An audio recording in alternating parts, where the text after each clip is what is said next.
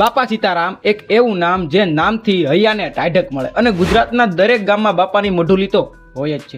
બાપાનો જન્મ દિવસની કોઈ ચોક્કસ તારીખ નથી, પણ બાપાનો જન્મ ઝાંઝરિયા હનુમાન દાદાના મંદિરે થયો હતો. તેમના માતાનું નામ શિવકુંવરબા અને પિતાનું નામ હીરદાસજી હતું. બાપાનું નાનપણનું નામ ભક્તિરામ હતું. બજરંગદાસ નામ બાપાએ તેમના ગુરુએ આપ્યું હતું.